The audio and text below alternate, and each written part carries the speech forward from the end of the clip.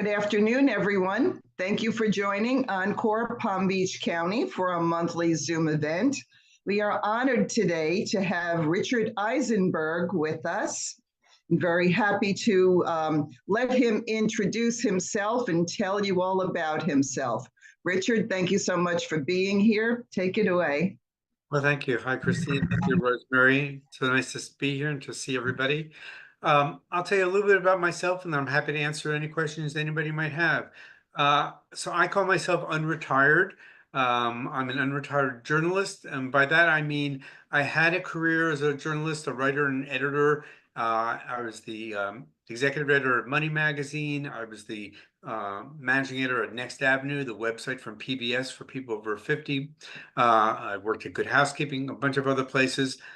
And a few years ago in 2022, I decided I wanted to step away from full-time work, but I didn't want to retire from life. I just wanted to retire from my full-time job. So I called myself unretired. And since then, what I'm now doing is I do a lot of different things. I'm writing for Next Avenue. I write a column about unretirement for Market Watch. I write about Medicare for Fortune. I just turned in an article a few minutes ago.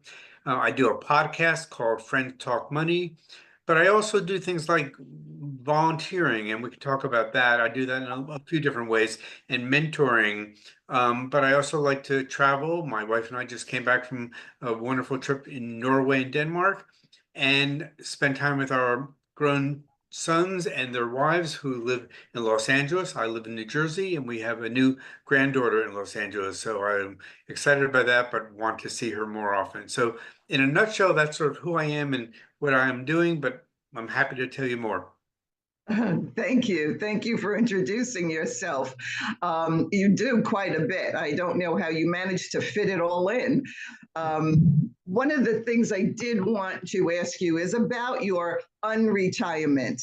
What made you decide to become unretirement, or did you actually put a plan in place for this stage of your life? Well, I kind of knew that I wanted to leave a full-time job. I wasn't sure exactly when, I wasn't sure exactly how and how it would all work out. But the more I thought of it, and when I was at Next Avenue, besides being the managing editor, I was the editor of the money and work channels there. So I've been writing and editing a lot about retirement over the years. So I've talked to a lot of and read a lot of things about retirement from very smart people. Helped me learn, I think, what I wanted to try to do and what I wanted to try to avoid. So I decided in 2021 that it had been 10 years since I was at Next Avenue. I had just turned 65. I felt like that was a good time to step away. And I had a rough idea of what I wanted my unretirement to be. I knew I wanted to keep writing and editing part-time. And I thought I had an idea of where I might do it, but I wasn't sure exactly. And I had vague ideas of what I wanted to spend my rest of the time doing, but mostly I just knew I wanted to have the time to try to figure it out. So I approached my boss and I said, this is what I want to do. I want to give them enough time so I could train my replacement if they wanted me to. And when you leave a job, you never know how your boss is going to react. I've had bosses who were understanding and some who were very angry, and you just don't know. I was lucky in this case, they were understanding and they were kind enough to say that they would like me to keep writing for them, which I've done. So I would say I had an outline of a unretirement plan, but I've been sort of filling in the blanks as it's gone on, and it keeps changing too. It keeps changing. So many people don't put a plan in place, and the ones that don't find themselves, as you probably are very familiar with this, they find themselves bored, frustrated. And so, what do you suggest are ways for people to get out of that funk phase and learn to enjoy their retirement? I'll answer that firstly, but first I'll tell you, I just saw yesterday, there was an article in the Retire with Money newsletter that cited there's a YouTube channel called My Retired Life, and they asked people what their biggest regrets about retirement were. And I think this kind of gets to your question. The five that they said they regretted most, and I recognize some of them myself, one was not retiring earlier. One was not spending more money when they first retired. And I think that's, easy to do because it's so easy for us to be so nervous about ever spending a penny in retirement once we don't have a full-time salary coming in that we're afraid to spend anything. They had the regrets about not taking better care of their health, not finding a hobby, and not traveling more. So in my case, um, I thought a lot about what did I want to retire to, not just what I want to retire from. A lot of people know what they want to stop doing and people they don't want to work with, but they don't think much about sort of, well, okay, well, how am I going to spend my days and where am I going to find meaning and purpose in life? And I felt like that was important to do. And I had an idea about some of those things, but I felt like those are things I also want to put more of a focus on. So I would say if you're still working full time and want to retire or unretire sometime soon, spend some time to think about what would that life look like? What do you want it to look like? And what do you need to do to prepare for that? And some of it is financial, but a lot of it is psychological. A lot of it is, who am I going to be when I don't have my work identity anymore? And that's a big problem for a lot of people and very challenging too. Great advice, terrific advice, because there are so many people that are floundering. They really don't know where to begin.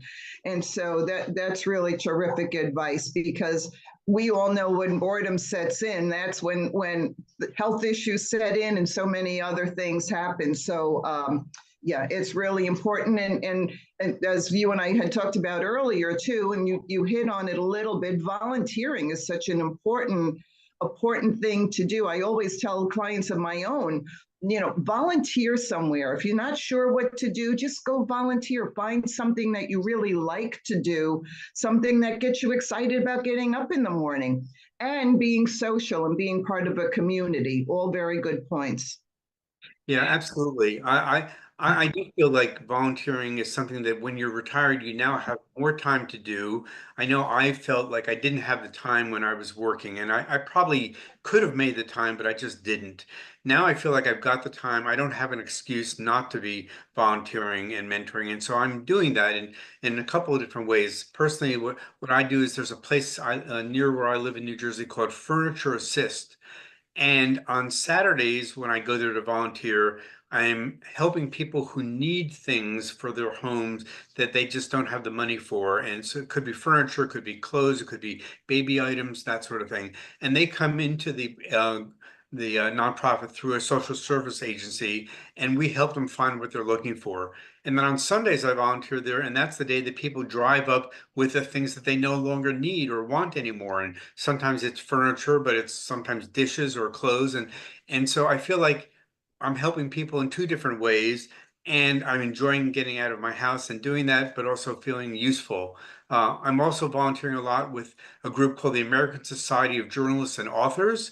It's a national group of freelancers, and I'm helping them with the upcoming conference that they're doing. So I find both of those to be very invigorating. Although I do know a lot of people say that they want to volunteer, but they don't know where or how to do it, and they find themselves sort of frustrated not knowing. I feel like that charities and nonprofits could do a better job of helping people find where they could be useful and do volunteering. There are websites like Volunteer Match and Idealist and others like that, Encore, that will help people find places to volunteer, but often it can be a little tricky.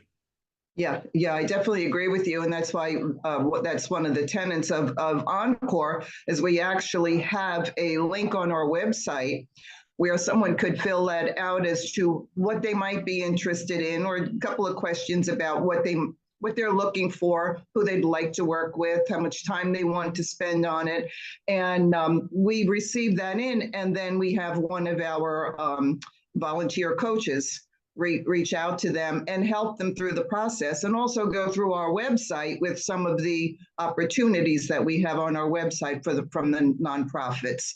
So it's really important because like you said, it's very hard for people to find out where to go. There's so much out there. It's like, where do I begin? Yeah, I would also say um, don't feel bad if you start volunteering someplace and you just don't think it's a good fit or you're not enjoying it. Don't beat yourself up about that, and don't make yourself think that that means you shouldn't try someplace else. I feel like volunteering in retirement is can be hit or miss and trial and error, and you look for the place where you feel like you're doing something useful and you're enjoying it and you like the people. And if you happen to find one that doesn't do that for you, that's okay. Just move on and look for another one. Look for another one. Exactly. Yeah. Because as Rosemary and I always say, it's got to be fun. When it stops being fun, we need to stop doing it. And of course, we all have different ways of having fun, but Right. so Well, and it's also nice to do it in a way where you can be with people of all ages. I feel sometimes those of us in retirement at this age of life end up kind of siloed with other people who are very much like us, same age. And that's fine for a lot of the time, but I feel like we're missing out if we're not around younger people also. So for me, I find when I'm volunteering or when I'm teaching at NYU, I'm really enjoying being around teenagers, people in their 20s and 30s, hearing from them, seeing the world through their eyes in a way that I might not otherwise. that's a very good point because and we talk about a lot of that with when we speak about the intergenerational workforce and how important it is to be able to share ideas and look at things from that different perspective because many older people say, well, I know everything. I don't need to learn from a 20-year-old. And yet the 20-year-olds have a lot to teach us because they look at the world through a totally different lens than we do. And so, so it's really nice to be able to do that in something that you're enjoying doing, volunteering and having doing a project together. And we actually have done a few different programs on that. And we've heard some interesting stories from HR people about how they were able to work those people together. And they actually became very compatible. When handled properly, they became very compatible and mentoring each other in different areas. So it's really a joy to be able to do that and have fun while you're doing it. Yeah, you mentioned HR people, and it made me think. I wrote a piece recently about Have you met Natasha? About retirement resumes and how it's really important if you're looking for part-time work in retirement to have an updated resume. A lot of us haven't looked at a resume in many, many years. But what I learned when I was doing that research was that it's really important to include volunteering in your resume and in your LinkedIn profile if that's something that you're doing and spending time in, partly just to let people know that you're doing it, but also because many times the skills that you put to use as a volunteer could be skills that you could be using for paid work as well. And so don't feel that just because you're not getting paid, that doesn't have any relevance if you're looking for some kind of work. It actually often does. It often does. Yes, I agree with you. Yeah, I actually have mentioned this in another conversation that I went back to school later on in life and I had to complete my life experience to get credits for college classes. And it was really interesting. I mean, by the time I finished my PTA work with my kids' nursery school and things along those lines and my Rotary work and everything else, I gained like 30 college credits being able to use those transferable skills. So there's definitely something to be said for that. We forget sometimes that what we've done in our lifetime has value. Absolutely. You're right. Yeah, and we can still build on that value at any age. So you're versed in so many areas and, the retirement, personal finance. How do you see the financial impact of retirement? I know that's something that you write a lot about and how people are dealing with or how retirement is impacting people's finances and vice versa. So what are your thoughts on that? Well, I've got a lot of thoughts on that, but we don't have that much time. I'll mention a few of them. The biggest challenge I would say for people when they're entering retirement, whether it's the traditional retirement or the unretirement, as I call it, is not having a paycheck. And you're so used to having money coming in on a regular basis every 2 weeks. There's a comfort level with that, not to mention just being able to pay the bills. And then suddenly when that stops, it's a very scary thing. And so I would say before you start retirement, you really want to spend some time looking at, well, where is my money going to come from in retirement to pay my bills and also to have some fun and that sort of thing. And do I need to work more in order to have the income that I need, or do I have enough savings to take care of it? And working with a financial advisor, it can be very helpful just to let you see whether you're on track or not. Um, so I would say that's sort of the first thing. The second thing is one of the big changes, particularly, once you get to age 65 or get close to that, is health insurance and Medicare. And that is a very confusing new system for a lot of people who've never been in it before. And it's complicated. It can be very helpful, but there are lots of, I would say, traps and mistakes that people make. That's why I'm writing about it on fortune.com. Now, Medicare's website is pretty good, and they have a very good free publication that people get every year called Medicare and You that does answer a lot of questions. You can also hire a Medicare agent or a broker to help you if you want, to help you choose among policies to buy. And also, every state has what's called a state health insurance assistant program, or a SHIP program. I'm sure Florida has one, like every other state does. And these are staffed by volunteers who are experts on Medicare. And so I would say, if you are confused about your health insurance after 65 and making the right choices, an agent or broker or a SHIP plan or Medicare can be useful for you. Those are sort of the big things.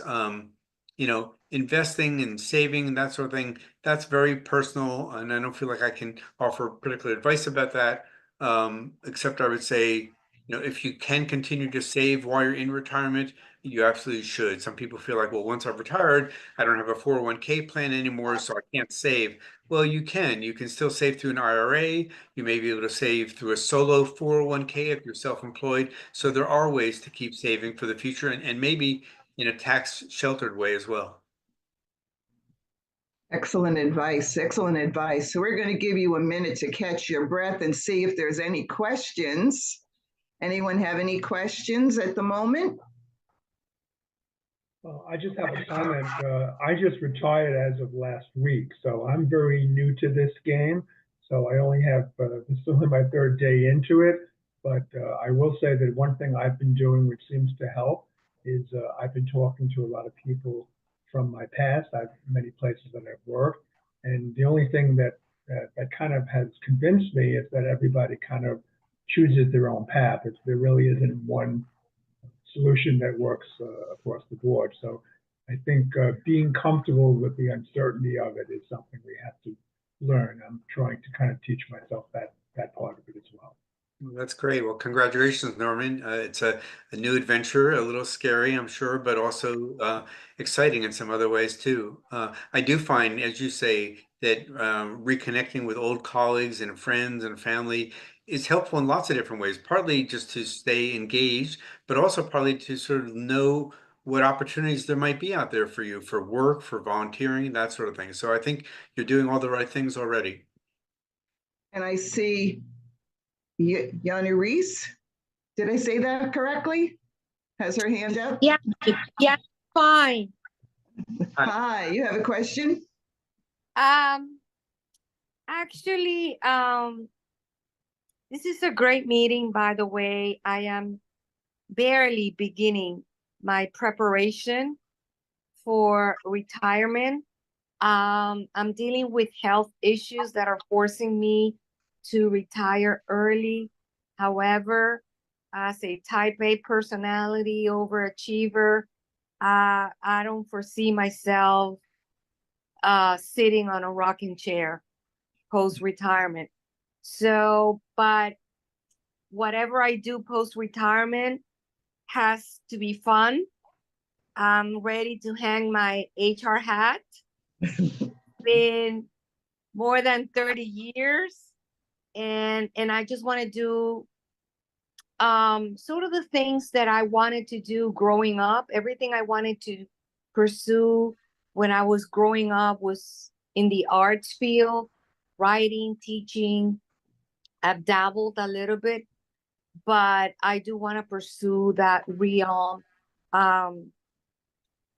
Richard's presentation gave me a lot of information to kind of like ponder, because I'm not only looking at what to do, where to do it, but yeah, the financial, the Medicare. So thank you.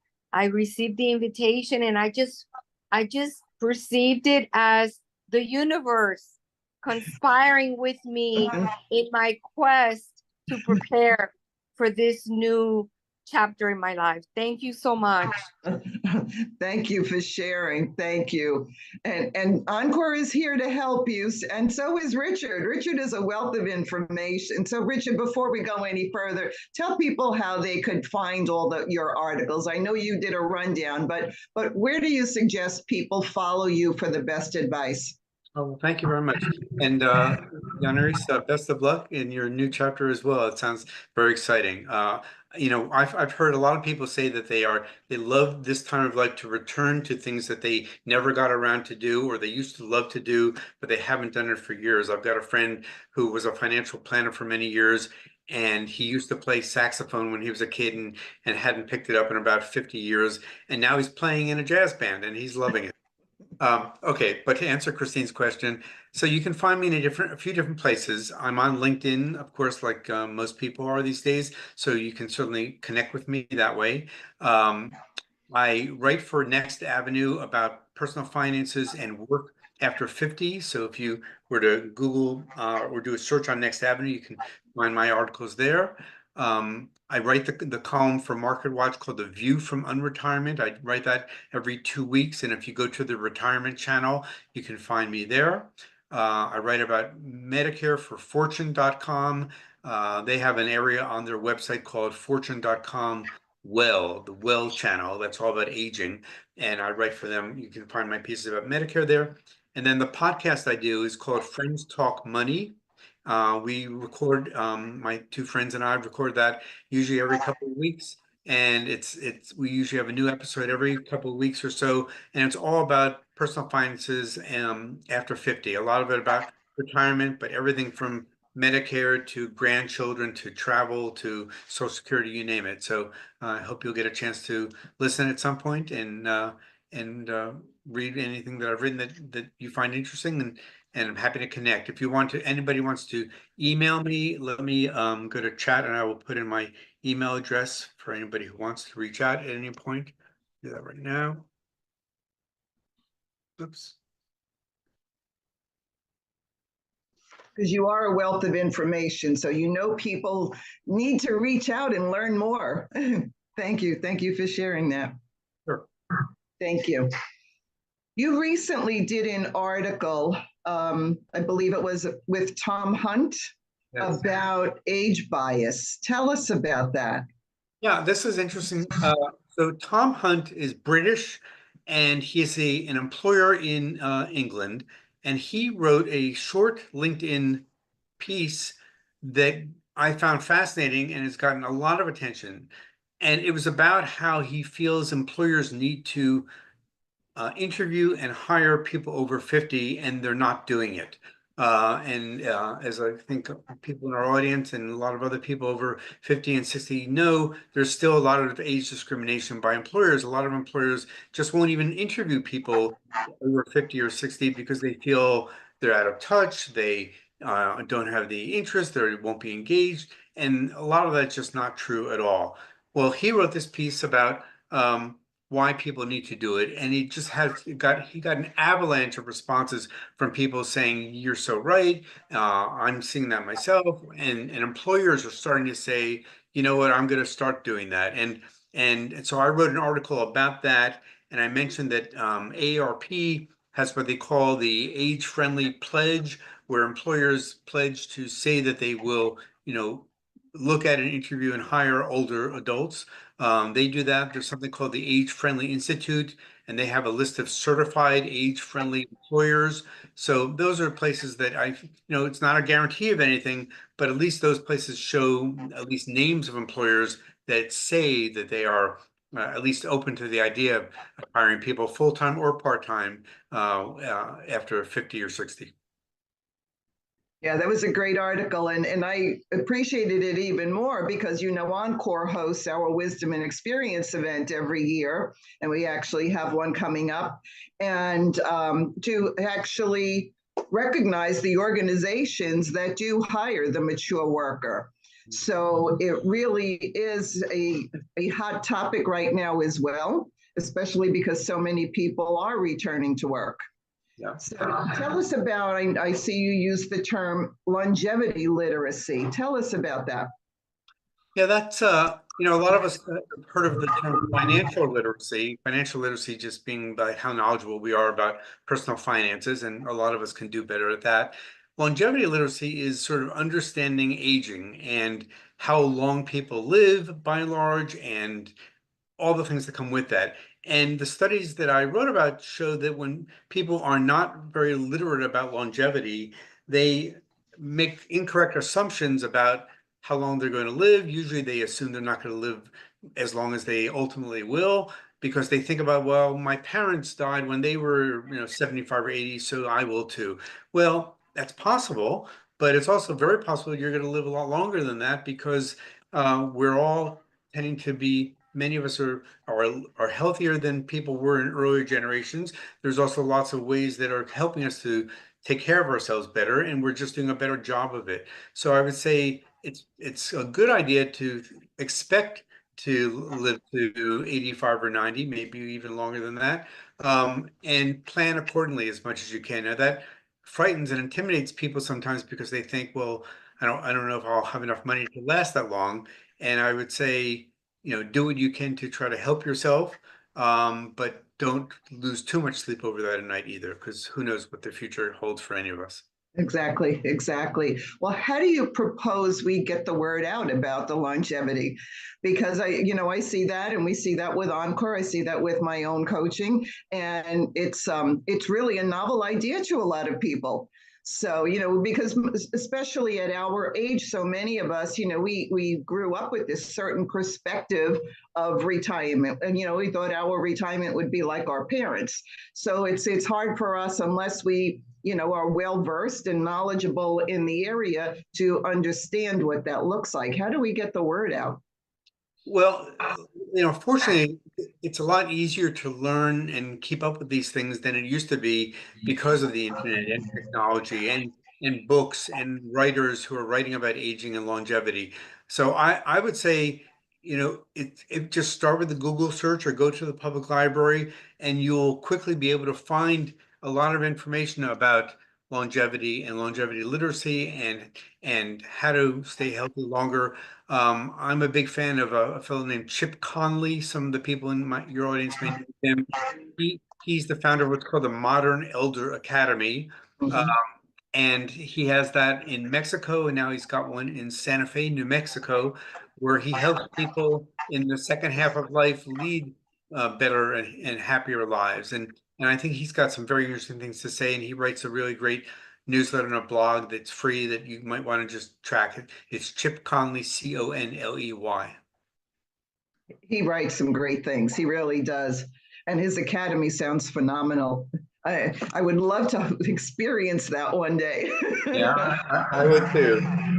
Um, some of his courses are on the pricey side.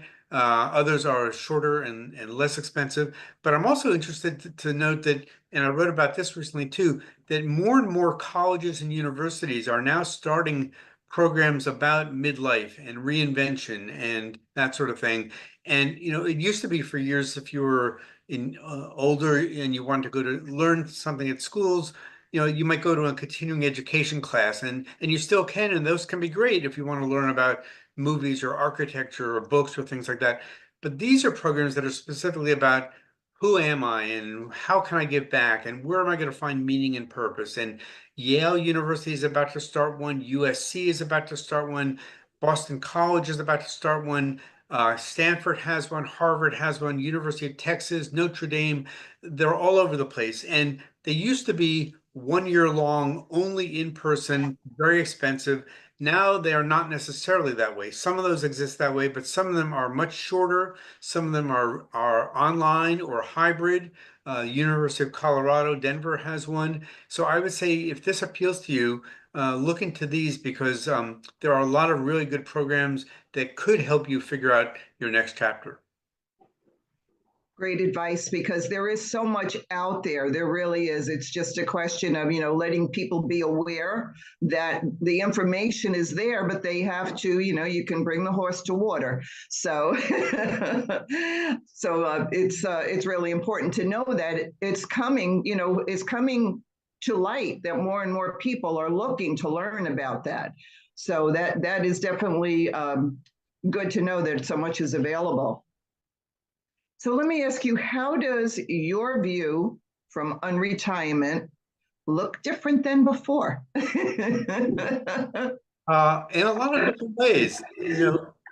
I think since I've begun my own retirement, I've seen I've had a better appreciation for the importance of connecting with friends and family than I did when I started. I mean, I knew I should do that and it's a good idea, but I can't tell you how much joy I've gotten by seeing people I haven't seen in a while, either in person or by Zoom, and finding out about their lives and their family, and then getting together.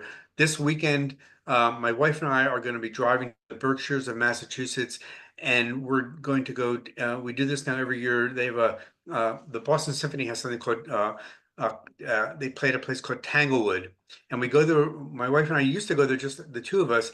And the past few years, we've gone there with a few of my old college friends and their spouses, and some other friends of ours, some of whom didn't know each other at all. But I thought it might be fun just to get them all together. And I was a little nervous about doing it. It turned out it worked out so well that my friends all said we have to do this every year. And we're about for our third year. So I would say, don't be afraid to try something crazy like that. And you just might find people are more receptive to it than you might expect. That's a great idea. That sounds fabulous. Yeah, it's been fun. Yeah. I would also say that since I began my unretired, I've learned that people's priorities change over time. And so what you think you may really want to spend your time on at the start may be different in a year or 3 months or 6 months or 5 years. When I started my unretirement, I had a kind of good idea of how much work I wanted to do and how much time I wanted to spend doing it. I'm now beginning to feel like I want to do a little less of that than I did and a little bit more of some of the other things. So that's changed.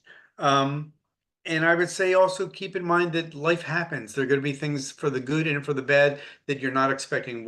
My wife and I have been spending more time doing caregiving than we thought we were going to. But on the other hand, we now have a new granddaughter that we didn't have a year ago, and she's out in California. So we're spending more time visiting California and doing FaceTiming. So those are some things that my view has differed than it did when I started my own retirement.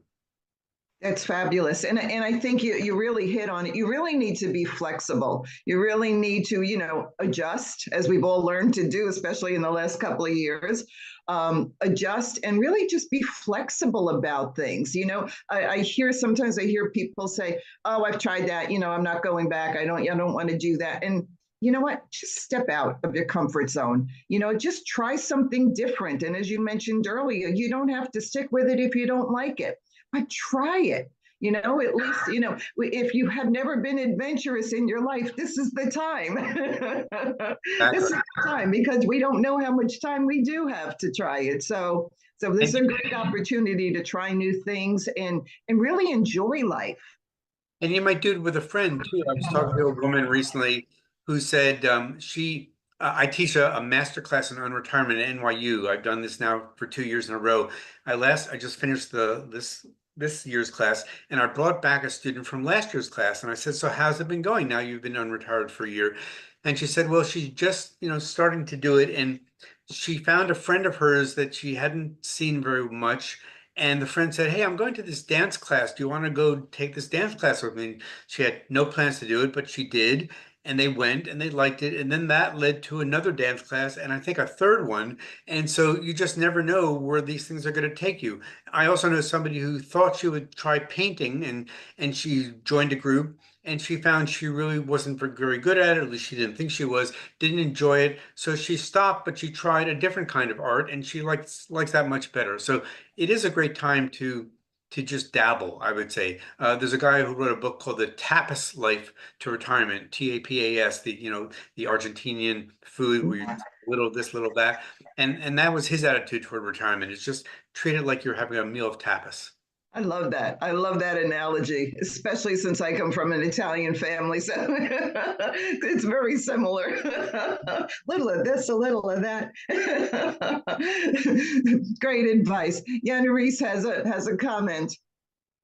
I wanted to get the name of the article because it sounds like a good article to share with my network of HR professionals. Christine, the one you mentioned, Yes, that you I'll wrote with I'll get somebody that out. else. Yes, I'll get that out to you. Will do. Excellent. And then the last thing I wanted to share is an experience that I had recently. I recently went through a series of interviews with a local employer here in Palm Beach. And while the company has a multi-generational workforce and the leader was very eager to hire what she called a mature team member for her team, when it was time for me to meet with the team, the chemistry was not there. Mhm. So while the company was eager to employ somebody my age, the reception, the interaction that I had with the team was not there. So that's why when I heard about that article, I want to share it with my, my colleagues and my peers, because it's important to sort of like educate management and leadership about, if we're going to say that we're ready to do this, everybody has to be on board. And the same thing applies to, mature people pursuing courses in community colleges. And, if the companies that they want to work with or volunteer with are not ready, they're going to perceive that, because I perceived it when I sat with the team. I was speaking, and the nonverbal cues that I was seeing with my own eyes, it was incredible. What was And it about what was it about the team that gave them a problem? What was what were you seeing? What were you hearing? the like whenever I spoke, the eye contact that they were giving each other, Okay. it was telling me, like, people are in our age bracket, we have tons and tons of stories Yeah. to share. We illustrate points and our knowledge and our competency via stories, what we have accomplished, oh, how we did something, in a certain company, and they were becoming bored Well, there's with a the very good book, stories. there's a very good book about all that you might have seen called Gentelligence. Gentelligence is written by a professor at I think I want to say Miami of Ohio, but it's all about how um, teams of workers of different generations need to work better together. And part of it is the older people understanding how to work with younger people, and part of it's how the younger people need to understand how to work with the older people. And sometimes it's about saying, well, that's not the way I would have done it, but that's the way they like to do it. They should do it that way, and maybe I need to start doing it the way that they do it. Maybe I should do more texting and fewer phone calls and emails, because that's how younger people prefer. And maybe they need to do a little bit more emailing because they know that's the way the older people may prefer to do it. So I like what's in that book because it suggests that we can all adapt a little better than we're doing, I think. Thank you. That's Thank great. you. I gotta run my break. I gotta Okay. get back to work. Thank Thank you. you. For having me. Answer my questions. Good luck. Thanks. And Richard, another book that I've come across on that exact topic is Sticking Points. And Okay. I don't know if you probably can't see it. It's Sticking Points by Hayden Shaw. Well, thank you. And which is also, it breaks it down. It's how to get 5 generations working together in the 12 places they come apart. And it really dissects each generation. It's very interesting. Good. You know, there's another group I want to mention, particularly for the men who are with us right now, because there's a support group for people, men who are transitioning into retirement called Chapter X. And it's online, and there's also a podcast, I think. It's run by this guy named Michael Kay. He's the gentleman I mentioned before, who's like the financial planner who's now playing saxophone.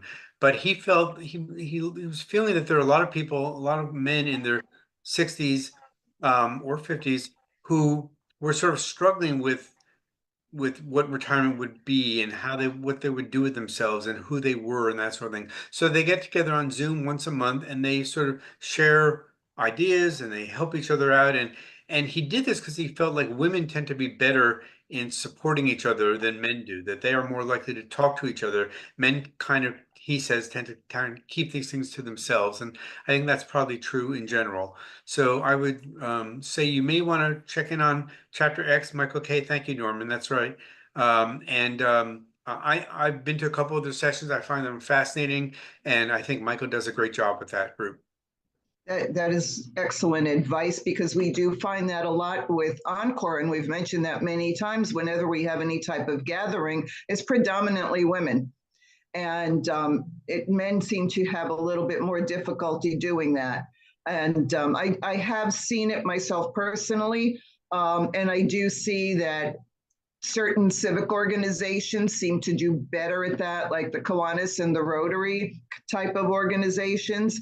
My brother, for one, who was kind of flailing as to whether or not he was going to retire and what he was doing, and he has found some solace in his church group.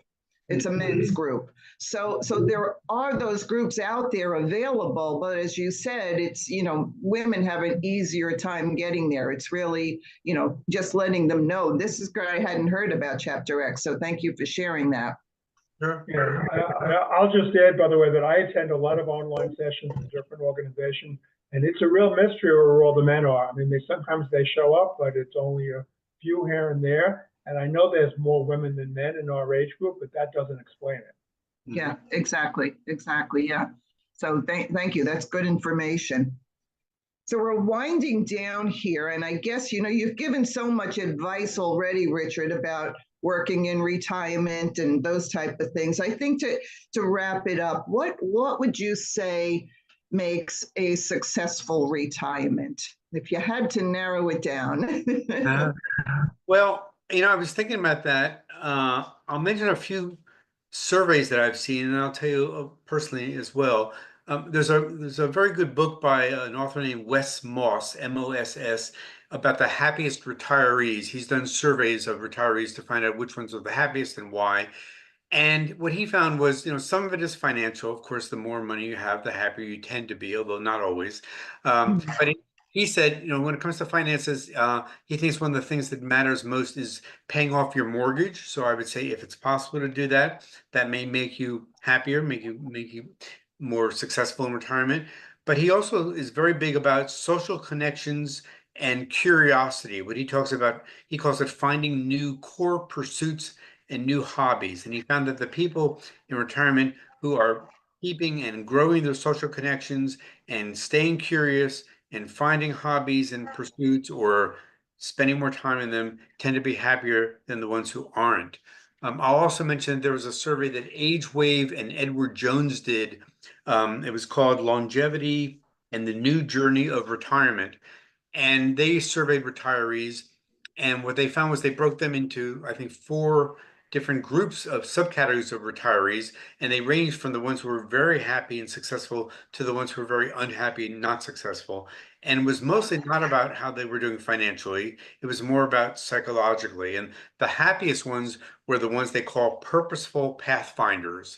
And I think purposeful is the key there. It's finding, there's a Japanese word called ikigai, which means, loosely translated, the reason to get up in the morning. And I feel like if you can find your ikigai or a few of those in retirement and have a reason to get up in the morning and meaning and purpose in your life, that's going to make your retirement more successful. I found that personally. And people find it in lots of different ways. Some of it they find through work. Sometimes they find it through volunteering. Sometimes they find it through relationships. There's all different ways, and you can find a little bit in different ways. but it's the people who don't have that at all who are the ones who tend to be struggling the most. Such great advice, because it really is. I actually know about Ikigai and have studied it a little bit. And the Japanese have a number of other different methodologies for finding purpose in life. But Ikigai is particularly for retirement. But it really is important to have that reason for being. And I think that's really when we can find that. And, sometimes when I talk to different people, it's they're reaching for a something. And I always say it's inside of you. You have to find it inside of you. And, sometimes it's just, for me, it's a prayer. For other people, it could be something different, but we need to take that time to really be insightful about what it is we truly want and how we want to spend that time and what's really valuable to us. So very important information. I think we're going to open this up and see if we have any more questions or comments. I know Rosemary, wait, you already told Richard that you would have a question in case no one else did. So, so go right ahead, Rosemary. Thank you.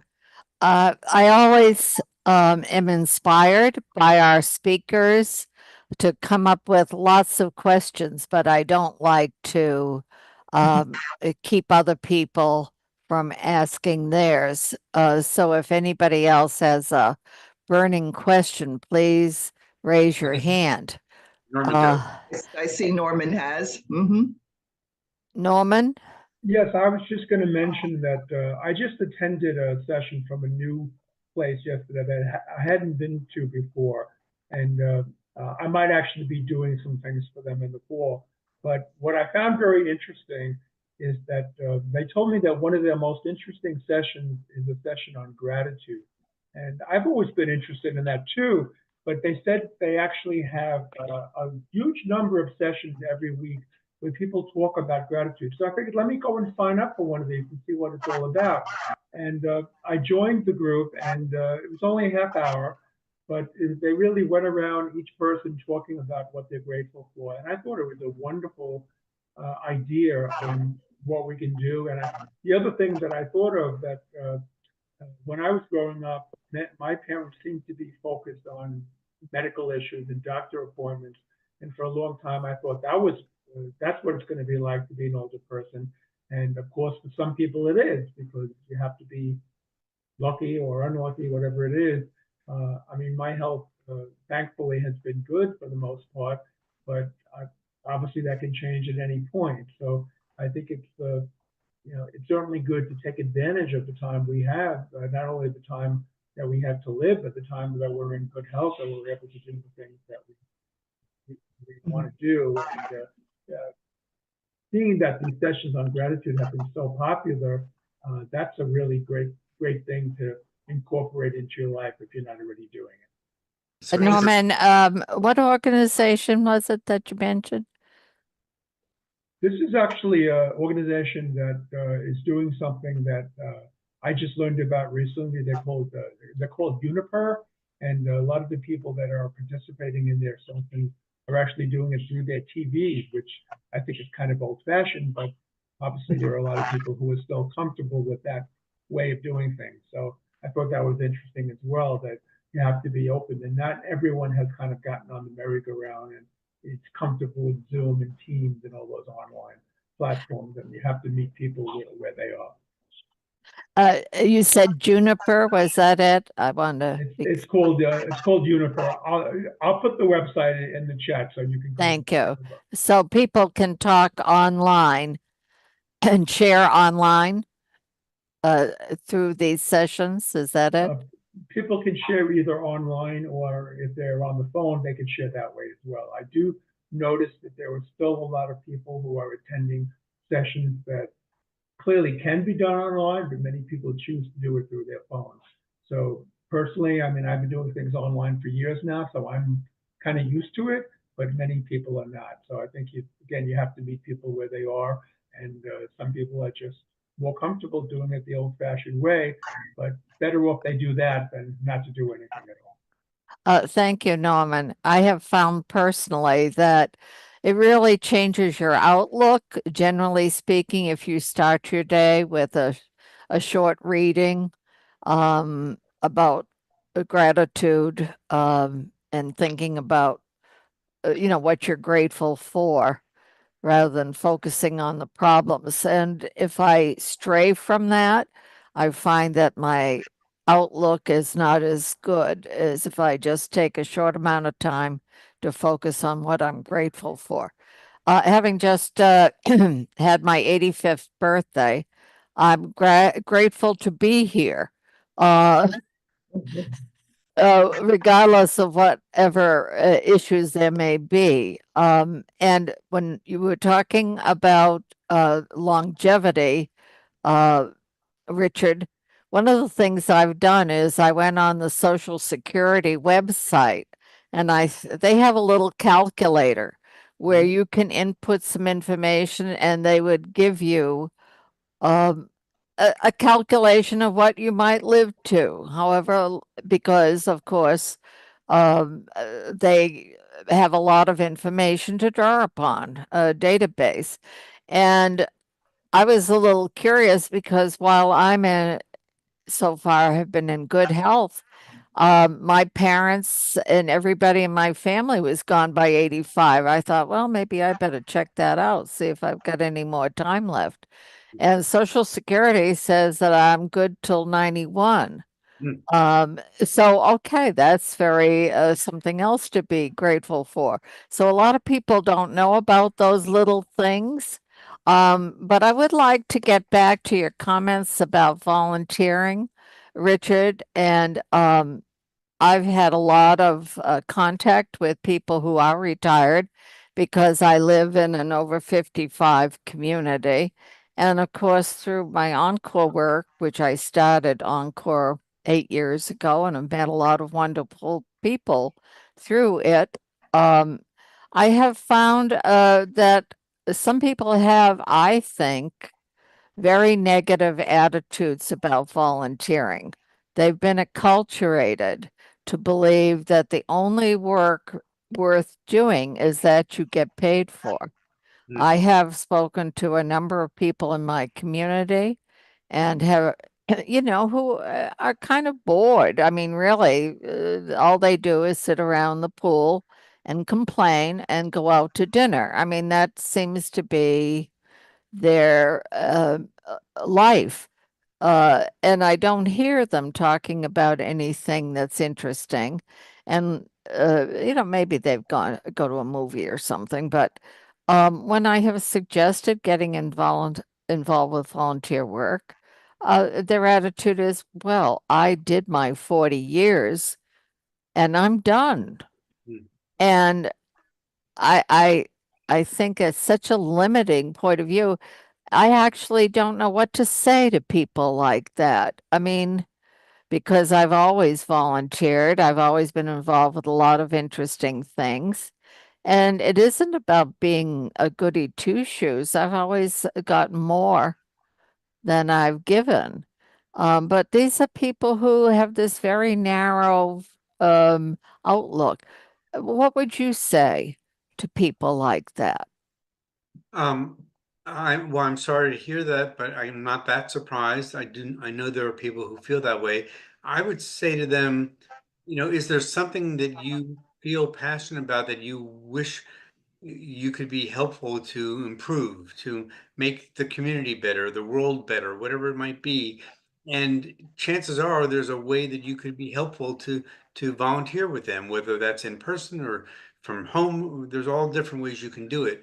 I think, all of us probably have something or things that we would like to improve, and or something that saddens us or bothers us, or we feel there's a group of people that we know could use some help.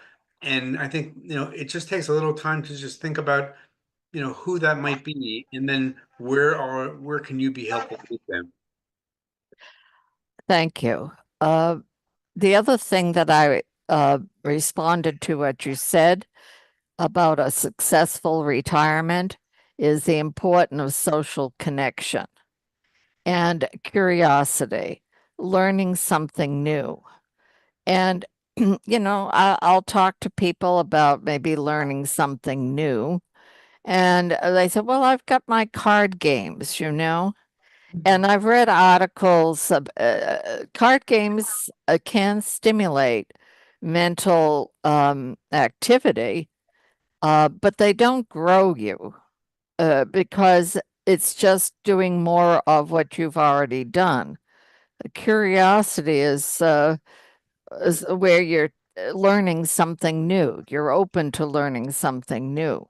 So playing cards is filling up time, may be enjoyable, but it doesn't really do as much for mental stimulation as trying something new. Would you agree with that?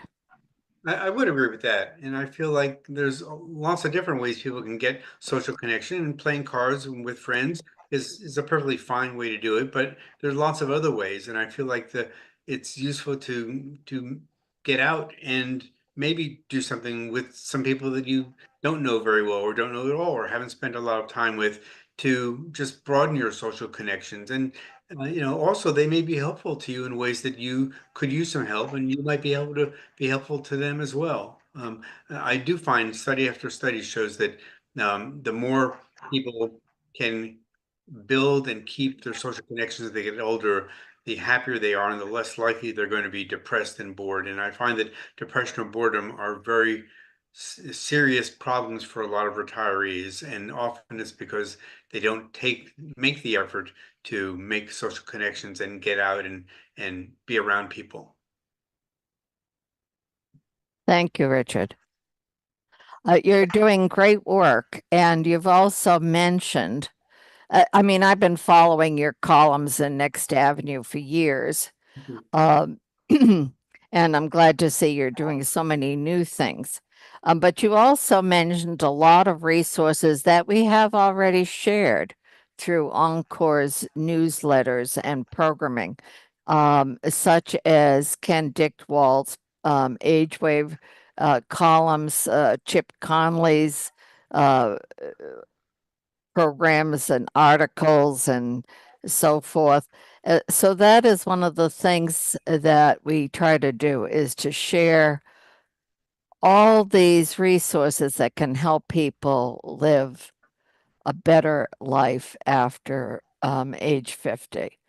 And so I probably will get back to you, Richard, because you mentioned a number of people, programs, and resources that I would like to follow up so that we could share more I'd be happy about to. what's out there. I'd be happy to do that, Rosemary. And there are a number of books that I think could be very helpful for people. When in my masterclass, I had my students read the books, and they found them very useful, all about retirement, and some of it is financial, some of it is psychological. And so I'm happy to share those if you like, and that might be useful for your members too. Yeah, maybe we could start a book.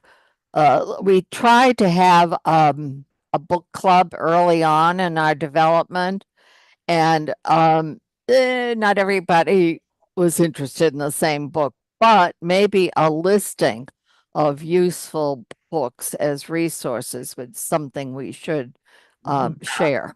Oh, good. Okay, well, Mhm. happy to stay in touch, and let me know how I can help. Thank you. Thank you so much. Any other questions before we wrap up? Eduardo? No, just I want to thank Richard, Rosemary, and Christine as well. You guys are the best. I love participating in this monthly webinars, and I'm always learning something new. I'm not sure if you'd like to say something about the wisdom and An experience. coming out. Yes, I did mention it earlier, but that is coming up. And unfortunately, the October event has been postponed. So we'll be getting back to you with more information on that, but it's only a postponement. So we will be giving you a new date shortly. Great. If I can help reaching out to more people, I'd love to do that on your behalf. Thank you. Thank you. And thank you for your participation. We appreciate it. Thank you. Anyone else? Thank you so much. Richard, you've been a wealth of information. It's been a pleasure having you. And thank you for taking the time to be with us. And we hope to be in touch shortly because we all have so many questions about everything that you offered. So thank you so much. And thank you for being here. Thank you, everyone else, for joining us.